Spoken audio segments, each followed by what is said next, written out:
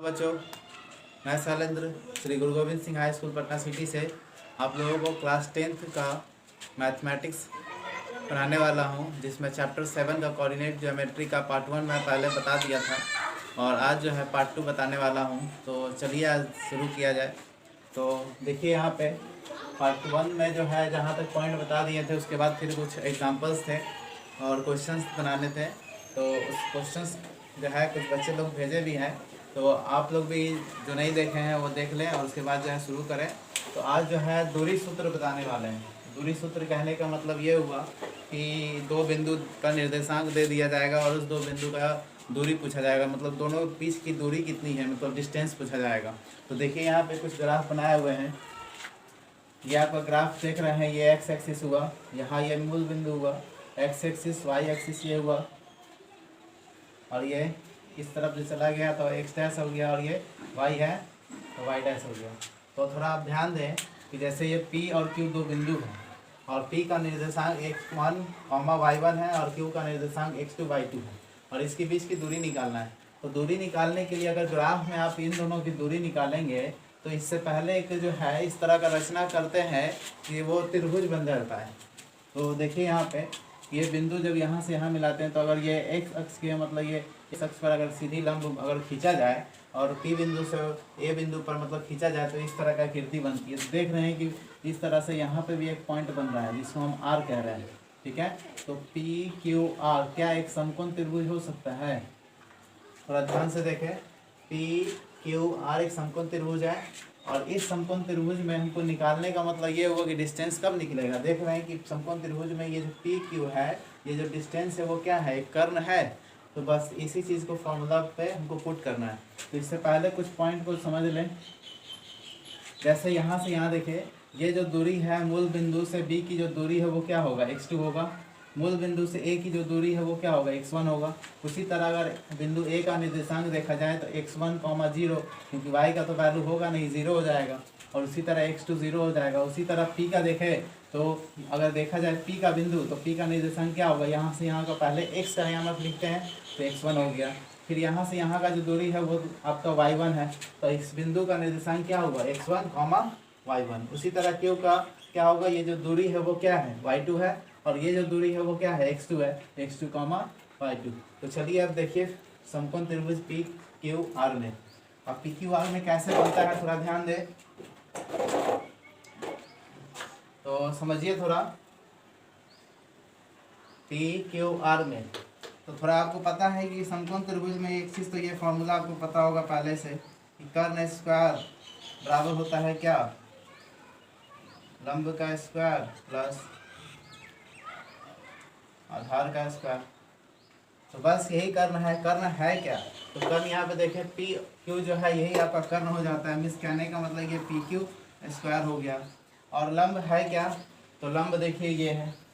तो कहने का मतलब ये समकोण त्रिभुज सिर्फ हमको इतना मतलब ये साइड है ना कर्ण, लंब जो है, तो हमको ये पूरे में से माइनस करना पड़ेगा, क्योंकि यहाँ से यहाँ का जो दूरी है वो क्या है, y2 है। यहाँ से यहाँ तक का जो दूरी है वो क्या है, y1 है। तो y2 माइनस y1 हो जाएगा,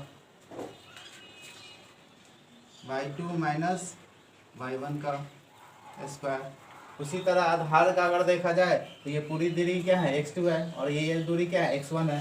तो ये क्या हो जाएगा, x2 माइनस x1 का स्क्वायर होगा। अब थोड़ा ध्यान दें, ये लंब जो है और आधार जो है आगे पीछे हो जाए उससे कोई मतलब नहीं होता है, मगर यहाँ पे ये देखना है। देखिए इसका अगर ये स्क्वायर है, अगर इस तरफ चला जाए तो ये रूट चढ़ा जाएगा। तो अगर देखा जाए, अगर सीरियली वाइज इसको सही से ढंग से बैठा दें तो ये क्या हो जाएगा, x2 माइनस, तो बच्चों देखें आप क्या भी देख रहे थे, P Q square is equal to क्या था, x2 माइनस x1 का स्क्वायर, y2 माइनस y1 का स्क्वायर। तो ये वैल्यू y2 माइनस y1 या x2 माइनस x1, ये वैल्यू आगे पीछे रहे उससे कोई प्रॉब्लम नहीं है। आप सिर्फ ये पॉइंट रखें कि ये जो है वैल्यू वही होनी चाहिए। तो अगर ये स्क्वायर है, अगर इसी चीज़ को अगर आगे हम बनाते हैं तो ये इस तरफ जब रूट स्क्वायर है जब बराबर के उस तरफ जाता है तो क्या होता है, वो अंडर रूट चला जाता है। तो x2 माइनस x1 का स्क्वायर y2 माइनस 1 का स्क्वायर। और पी क्यू ही क्या है, यही जो है डिस्टेंस है, डिस्टेंस जिसको दूरी कहते हैं, जो आपको दिखाई दे रहा है फिगर में, देखें पी क्यू। ठीक है। और एक बात इसमें क्या समझना है, इसके नीचे देखिए ये जो है ये मिटा देते हैं,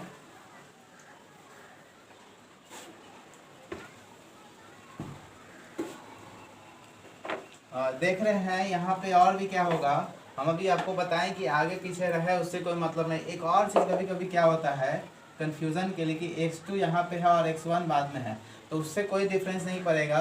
x1 भी अगर आगे कर देते हैं तो कोई प्रॉब्लम नहीं है। और उसी तरह ये y1 माइनस y2 का स्क्वायर, और ये रूट चला जाएगा। रूट ध्यान रखें पूरा में रहेगा, दोनों में रहेगा। ठीक है। तो ये आप समझ गए कैसे निकलता है दूरी सूत्र। ठीक है। तो आप लोग ध्यान दें, कहीं कहीं कभी कभी क्या होता है, बहुत सारे जगह दूरी सूत्र सीधा बोल दिया जाता है कि याद कर लीजिए, मगर कैसे आता है फॉर्मूला ये थोड़ा समझ लें। और इसी चीज़ को हम एक दूसरे भाषा में भी लिख सकते हैं। ध्यान दें, रूट तो होगा ही होगा, ये तो 100% होना चाहिए होगा। और ये x1 माइनस x2 में कहने का मतलब ये हुआ कि आप थोड़ा गौर करेंगे तो ये जो है और ये जो है, और इधर मतलब ये जो वैल्यू है इसमें देख रहे हैं x2 माइनस x1 है, x1 माइनस x2 है। तो ये जो है वैल्यू, चाहे x2 पहले हो चाहे x1 पहले हो, उससे कोई मतलब नहीं है। अब इसी चीज़ को अगर देखा जाए तो हम ये कह सकते हैं x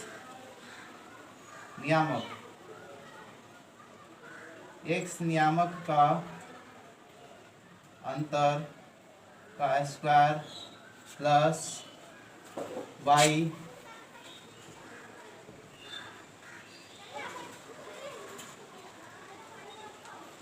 का अंतर और इसका स्क्वायर, ये फाइनली ये फॉर्मूला होगा। अब थोड़ा समझें x नियामक क्या है और y नियामक क्या है। तो आप यहाँ देख रहे हैं कि जो x का जो वैल्यू आ रहा है, ये जो वैल्यू आ रहा है वो x का नियामक हुआ, मतलब बिंदु का p और q का x नियामक। और y नियामक कहने का मतलब ये हुआ कि बिंदु जो मतलब ये p है और q है उसका जो y और वहाँ पे y का जो नियामक है वो होगा। तो आप ध्यान रखें यही हुआ दूरी सूत्र, इसको हम डिस्टेंस फॉर्मूला कहते हैं।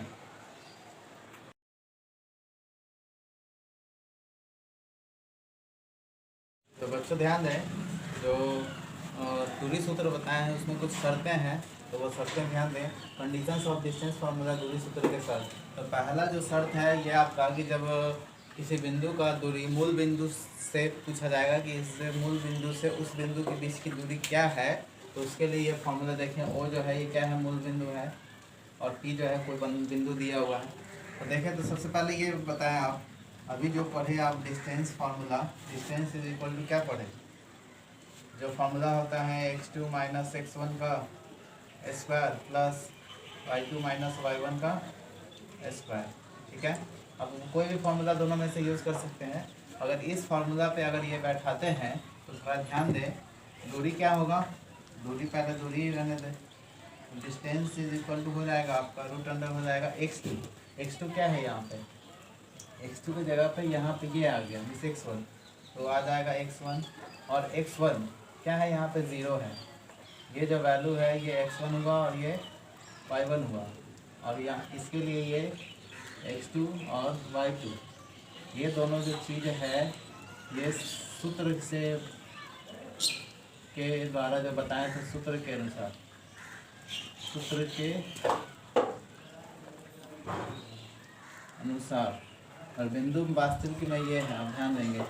तो x1 कॉमा क्या होगा 0, उसी तरह इधर लेंगे तो क्या होगा y1 माइनस 0 और इसका स्क्वायर। तो फाइनली अगर लाएंगे तो याद आएगा क्या, ये x1 का स्क्वायर प्लस y1 का स्क्वायर और इसका,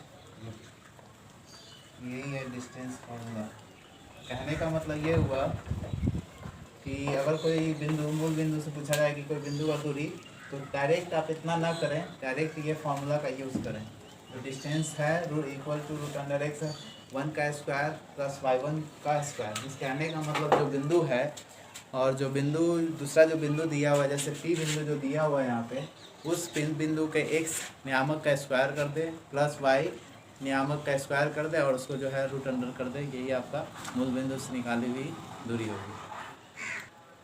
तो बच्चों अब देखिए जो है कंडीशन नंबर 2, कंडीशन सेकेंड, जब बिंदु जो है y अक्ष के समानांतर हो अर्थात बिंदु P का नियामक और Q का नियामक में x का जो नियामक होगा वो समान हो, तो वह कैसे निकालते हैं। तो पहले एक ग्राफ देखें, x एक्सिस है और ये y एक्सिस है और ये हुआ मूल बिंदु, और यहाँ पे ये जो है PQ, ये देख रहे हैं बिंदु ये P और ये Q, ये देख रहे हैं ये y अक्ष के समानांतर है और P का नियामक x1 y1 और Q का नियामक x2 y2। यहाँ पे ये हम बताना चाह रहे थे कि जो x1 का जो वैल्यू है और x2 का जो वैल्यू है ये दोनों सेम है, यही कंडीशन है।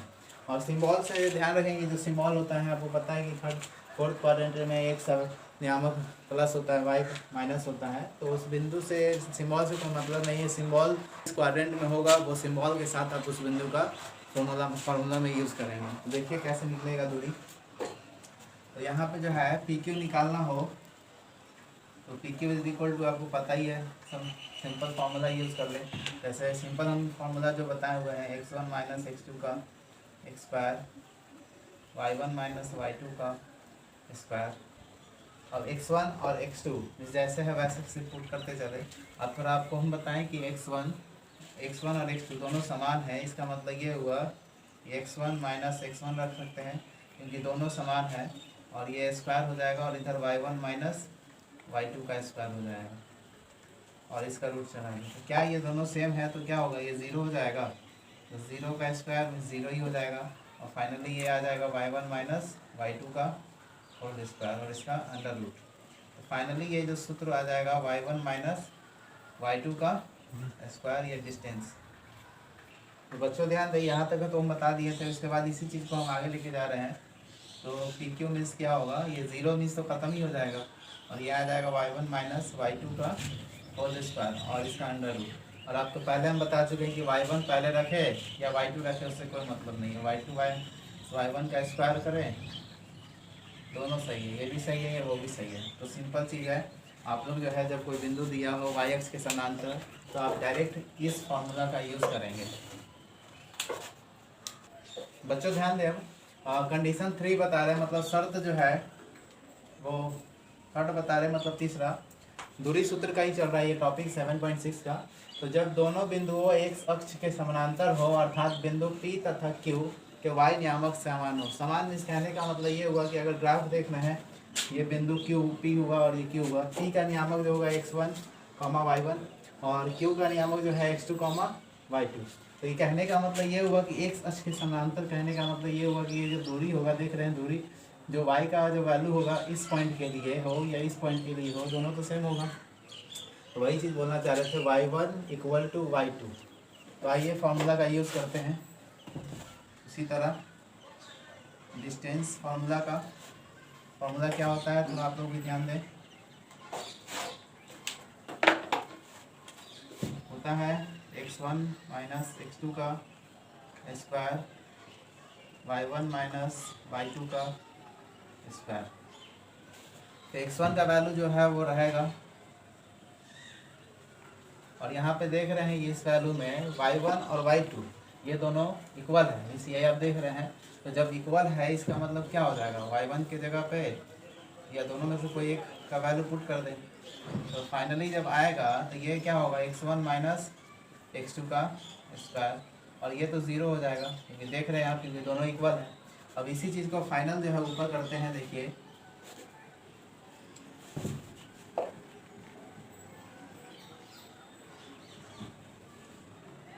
थोड़ा समझे, जो है d भी हम डिनोट करते हैं डिस्टेंस को, तो इसी चीज़ को हम यहाँ दिखा रहे हैं। तो d इज इक्वल टू क्या हो, और ये रूट में भी रहेगा।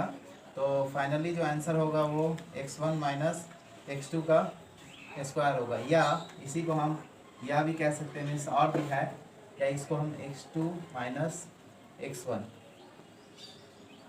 का स्क्वायर करें और इसके बाद रूट चढ़ा दें। तो कहने का मतलब ये हुआ कि जब कोई बिंदु दिया हो, दोनों बिंदु मतलब P और Q, और दोनों जो है वो आपका एक सच के समानांतर हो तो डायरेक्ट आप इस फॉर्मूला का यूज़ करेंगे।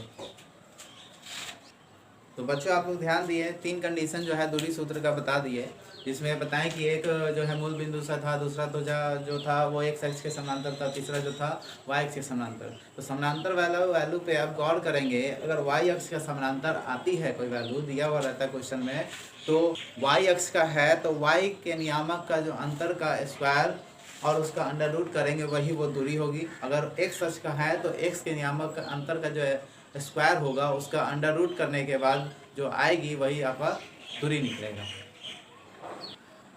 बच्चों देखें थोड़ा एक नोट्स आप लोग लिख लेंगे। अक्सर ऐसा एग्ज़ाम में, बोर्ड्स एग्जाम्स में क्वेश्चंस आते रहते हैं जिसमें कोई 3 बिंदु दे देगा और उसको बोलेगा कि संरेख होने के लिए बताएं क्या कंडीशन होगी।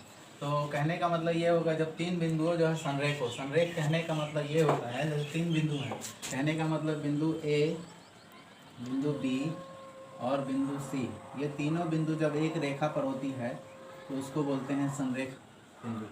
तो इसी तरह का ए, बी और सी रहेगा और इसका कुछ नियामक दिया हो x1, y1, x2, y2 और x3,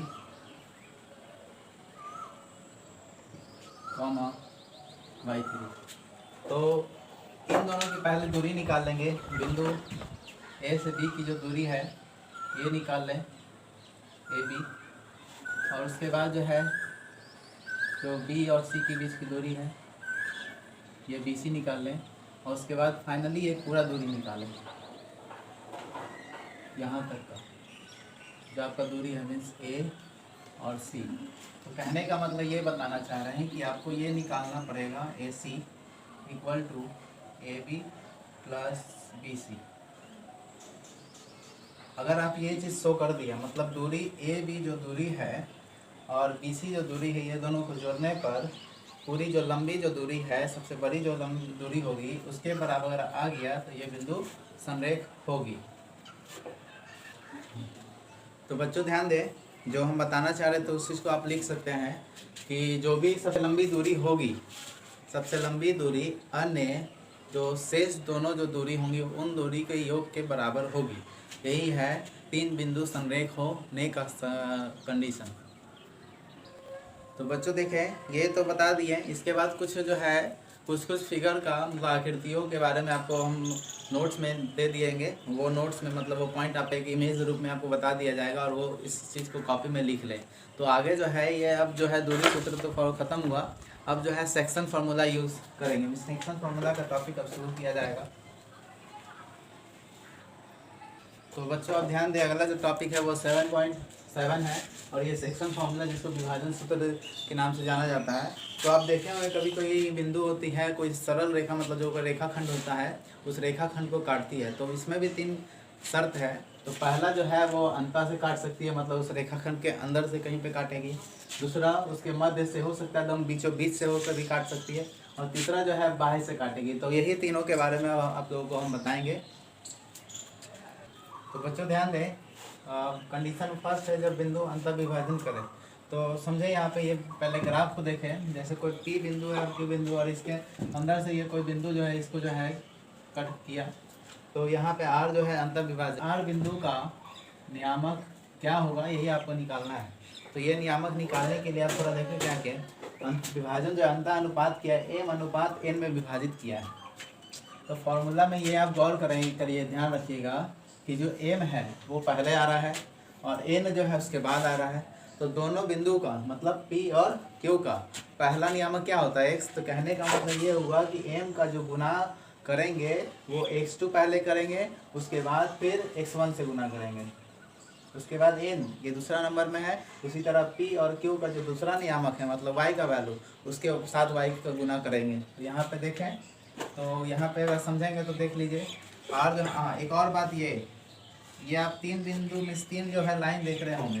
तो ये जो है नियामक को दर्शाता है, मतलब किसी भी चीज़ जैसे ये जो लाइन है वो क्या है बराबर को शो करता है। तो उसी तरह ये नियामक को मतलब किसी बिंदु का अगर निर्देशांक हमको दिखना होगा या दिखाना होगा तो उसको जो है 3 पाई से हम शो करते हैं। आप लोग ध्यान दीजिएगा, जब भी कोई बिंदु और बिंदु के साथ नियामक लिख रहे हैं तो वहाँ पर ये नहीं लिखना है, आपको ये लिखना है, ये तीनों पाई जो हो ये लिखना है। तो चलिए यहाँ देखिए, तो और नियामक तो हो गया, तो mx2 प्लस mx1 आपको बताएं कि x2 से पहले गुना करेंगे फिर x1, और ये नीचे आप देख रहे हैं कि दोनों में सेम है, ठीक है। तो ये हमेशा जो है जोड़ के रूप में रहता है, ये कॉमा, और उसके बाद ny2 plus ny1 divided by n plus n, ठीक है। ये कॉमा है बीच में, और समझ में आ गया। कहने का मतलब ये हुआ कि कोई भी बिंदु का नियामक होगा ना, तो ये जो नियामक होगा वो x का नियामक होगा, कॉमा, और ये जो होगा y का नियामक होगा, और इस तरह कोई भी बिंदु का नियामक x और y होता है। तो चलिए अब अगला जो है कंडीशन बताएंगे। तो बच्चों ध्यान दें, दूसरा जो कंडीशन है वो सेकंड कंडीशन यहाँ पे ध्यान दें कि जब विभाजन मध्य बिंदु से हो, मतलब कोई रेखाखंड दिया हो P और Q और इसके बीच हो, बीच से कोई रेखा मतलब इसको समद्विभाजित कर रही है, तो देख रहे हैं कि ये जो दूरी है और ये जो दूरी है हमेशा बराबर होगी क्योंकि मध्य है। तो इस आधार पर हम m अनुपात n को हम 1:1 रह सकते हैं, क्योंकि दोनों अनुपात बराबर है, इसलिए 1:1। तो क्वेश्चन आपको ये भी बोल सकता है कि इस क्वेश्चन में कि 1:1 में कोई रेखाखंड विभाजित है उसका निर्देशांक निकालें, या कोई रेखाखंड दिया है उसका मध्य अनुपात बताएं। तो चलिए देखिए कैसे निकलता है। एक और चीज़, यहाँ पे जो दूरी है वो m है और यहाँ जो दूरी n है, और थोड़ा देख रहे हैं ये दोनों समान है, तो हम लिख चुके हैं। तो इस बिंदु मतलब ये जो r है उसका निर्देशांक क्या होगा। तो चलिए देखिए, 3 बिंदु और 3 रेखा हमको बताया है दर्शाने के लिए। तो इसका जो नियामक होगा, पहले तो आप लिख रहे हैं क्या, अनुपात वाला। तो फार्मूला क्या होता है, फार्मूला पहले अगर देखा जाए तो फार्मूला जो होता है फार्मूला के अनुसार देखिए, और ये उसी तरह। तो अनुपात पहले नीचे लिखते हैं 1+1, उसके बाद हम बताए थे कि m का गुना जो करते हैं किससे करते हैं, वो q का जो x2 होता है उससे। तो यहाँ ध्यान दें, मीन्स m है क्या, 1:1। तो थोड़ा समझिए, यहाँ पे हम डायरेक्ट ना लिख कर हम ऐसे ही लिख दे रहे हैं। तो m गुना x2 प्लस m गुना x1, उसी तरह अगर n को गुना करेंगे तो n गुना y2 प्लस n गुना y1। अगर इसी चीज़ को अगर हम नीचे लिखते हैं तो m प्लस n हो जाता, और ये m प्लस n हो जाएगा। अगर आप गौर करेंगे तो देखिए m है क्या वैल्यू, तो 1:1 है, तो m को हम 1 रख सकते हैं। तो 1 गुना x2 plus 1 Guna x1 divided by 1 plus 1, और उसी तरह ये हो जाएगा आपका 1 गुना y2 plus 1 Guna y1 divided by 1 plus 1, ठीक है। तो चलिए अब ऊपर जो है दिखाया जाए, देखें क्या हो जाएगा, x2 plus x1 divided by 2 और y2 plus y1 divided by 2। यही आपका जो है मेन। ध्यान दें कि जब कोई बिंदु किसी रेखाखंड को मध्य से अनुपात बांटती हो तो ये डायरेक्ट आप फार्मूला का यूज़ कर सकते हैं। तो चलिए अब जो है तीसरा कंडीशन बताएंगे। तो बच्चों ध्यान दें, अगला जो कंडीशन है मतलब कंडीशन थर्ड जो है, तीसरा कंडीशन बताने वाले हैं, जब बिंदुओं को मिलाने वाली रेखाखंड को बाह्य विभाजित, मतलब जो है रेखाखंड से बाहर उसको विभाजित करेगी, तो उस बिंदु का निर्देशांक क्या होगा। तो देखिए सबसे पहले ग्राफ समझें, ये PQ बिंदु हुआ या रेखाखंड हुआ, इस रेखाखंड को बाहर जब बढ़ाया जाता है तो R जो है इसके बाह्य विभाजित कर रही है, तो ये जो R है इसकी का निर्देशांक क्या होगा ये आपको निकालना के लिए बोला जाएगा। तो इसका फार्मूला जो आप शुरू से जो मेन फार्मूला जो अंतर विभाजित का जो सूत्र आप पढ़े हैं उसी फार्मूला पे बस इसको पुट करें। खाली याद रखिएगा ये कि जो यहाँ पे ये अंतर होगा, मीन्स कहने का मतलब ये होता है कि इसमें m वैल्यू और n का जो मतलब m और अनुपात n है ये ऋणात्मक ले लिया जाता है, बस इससे और कोई अंतर नहीं होता। और नीचे जो होगा वो आप नीचे जो होगा वो अपन माइनस होगा, ध्यान देंगे m माइनस n, बस यही आपका फार्मूला होगा। ये डायरेक्ट आप फार्मूला का यूज़ करें और बाह्य विभाजन सूत्र का प्रयोग करें। तो बच्चों ध्यान दें, ट्रायंगल से संबंधित जो क्वेश्चन आते हैं तो दो तरह के आते हैं, या तो वो त्रिभुज दे देंगे, मतलब त्रिभुज के शीर्ष दे देंगे और त्रिभुज के शीर्षों के केंद्रक बोलेंगे निकालने के लिए, और उस मतलब उसका निर्देशांक निकालने के लिए, और दूसरा जो होता है त्रिभुज के क्षेत्रफल निकालने के लिए बोला जाएगा। तो दोनों टाइप में क्या होगा, दोनों टाइप में त्रिभुज के शीर्ष दिए जरूर होंगे क्वेश्चन में। तो वही पहला टाइप आपको हम बता रहे हैं। इसमें क्या है कि जब जी जो है यहाँ पे आप देख रहे हैं, जी त्रिभुज ABC का केंद्रक है, मतलब ये दूरी और ये दूरी हमेशा बराबर होनी चाहिए।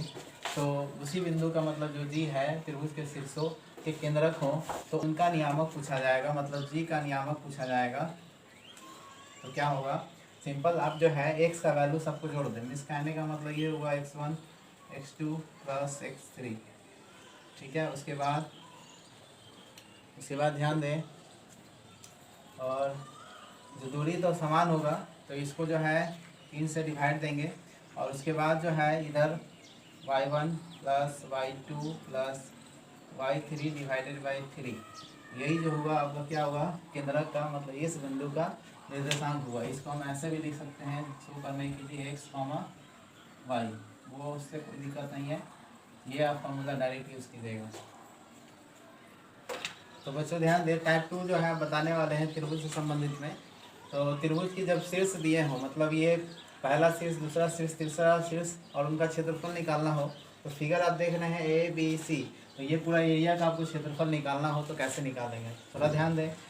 कंडीशन इसमें कुछ जो है बातों पे ध्यान रखेंगे। जब भी ये बिंदु का निर्देशांक आप शो करें, मतलब ABC, तो हमेशा जो है वामावर्त में चले। वामावर्त इस कहने का मतलब देख रहे हैं कि ऐसे चलना है आपको, ऐसे, ये हुआ वामावर्त, ठीक है। तो उसके बाद अब यहाँ ध्यान दें कि जो त्रिभुज का क्षेत्रफल है, और इंग्लिश में जो है एरिया ऑफ त्रिभुज ABC मीन्स AR मीन्स आप जानते हैं कि एरिया को हम लिखते हैं ऐसे, तो इसी कारण क्या हो जाएगा 1/2, ये है मॉड। ये बताएंगे क्या होता है x1 मीन्स ए बिंदु का जो x नियामक है, x1 को y2 minus y3 plus x2 bracket में y3 minus y1 plus x3 bracket में y1 माइनस y2। कहने का मतलब ये हुआ, अगर आपको याद रखना है कि कैसे ये बनेगा, तो शुरुआत कहाँ से किए हैं, a से। a का जो x का नियामक क्या है 1, तो कहने का मतलब ये हुआ 1 2 3, उसके बाद यहाँ पे क्या है 2 3 1, और इसमें क्या है 3 1 2। कहने का मतलब ये देखें, x का वैल्यू x1 वाला, y का वैल्यू y2, y3 का वैल्यू y का वैल्यू y3, x का वैल्यू x2, y3 y1 का, ये हो गया। मतलब इस तरह से आपको याद रखने के लिए समझिए कि एक ट्रिक हो गया। और ये बताने चाह रहे थे, ये होता क्या है, मॉड है। आप जो है ध्यान देंगे बच्चों, यहाँ ध्यान दें, हम मॉड बता रहे थे। मॉड कहने का मतलब लोग ध्यान दिए होंगे, कभी भी किसी भी आकृति का क्षेत्रफल कभी भी जो है ऋणात्मक नहीं होता है, मीन्स कहने का मतलब माइनस कभी नहीं होता है। तो इसी चीज़ के लिए ये ऐसा ना आए कभी, तो इसी कारण यहाँ पे मॉड दिया गया है, क्योंकि क्षेत्रफल है, इसी कारण ये मॉड का पाई है। इस तरफ भी देख रहे हैं आप, इस तरफ भी देख रहे हैं, तो आप लोग इस तरह से याद रखेंगे, त्रिभुज का क्षेत्रफल इस तरह से निकलता है। और दूसरी बात यह है, जब इस फॉर्मूला में अगर मान के चलिए बाई चांस कभी गलती से आप जो है वामावर्त ना लेकर दक्षिणावर्त ले लिया, मतलब कहने का मतलब ये हुआ दक्षिणावर्त ले लिया, तो दक्षिणावर्त में भी सूत्र यही होगा, अंतर ये आ जाएगा कि माइनस यहाँ पे लग जाएगा, मीन्स -1/2 हो जाएगा, और उसके बाद मॉड का जो वैल्यू है वो सारा चीज़ जैसे लिखा हुआ ऊपर में सेम टू सेम वही आ जाएगा। मीन्स कहने का मतलब सिर्फ ये माइनस में चेंजिंग आ जाएगा। अगर बाई चांस कभी माइनस में आ जाता है, इसका मतलब गौर करेंगे कि वो दक्षिणावर्त में लिए होंगे। तो बच्चों देखें, ध्यान दें, अब इसी में एक और टाइप आता है, कभी कभी देता है इस तरह का, ध्यान देंगे कि कभी 3 बिंदु दे देगा और बोलेगा कि संरेख होने का क्या शर्त होगा। तो जब बिंदुएं 3 हो और उसका कंडीशन ये बोले कि वह संरेख हो, इसको दिखाना है, तो उस स्थिति में त्रिभुज का जो क्षेत्रफल होता है वह 0 होता है।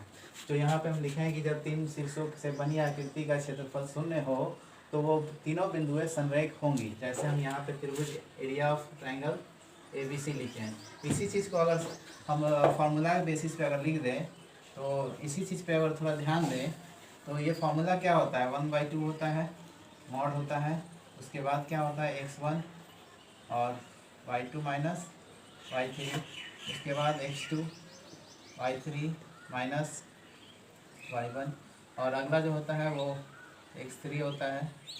और तो ध्यान दें, इस तरह से ये व्यवस्था, मतलब फार्मूला को सूत्र हम पुट कर दिए हैं, तो इस तरह से आप जो है बनाकर रख सकते हैं। तो आज का टॉपिक जो है यहीं पे ख़त्म हुआ, और कुछ पॉइंट्स हम आपको वीडियो में डाल देंगे लास्ट में, तो आप उस कॉपी में लिख लें और उसे याद कर लें। तो इस स्टडी विद शैलेंद्र चैनल को प्लीज़ सब्सक्राइब करें, कमेंट करें, कोई परेशानी हो हमें बताएं, जिससे हम लोग का रिलेशन और क्या होगा, अच्छा होगा, और हमें भी एनर्जी मिलेगी, आप लोग जो है कुछ पूछेंगे तो। धन्यवाद।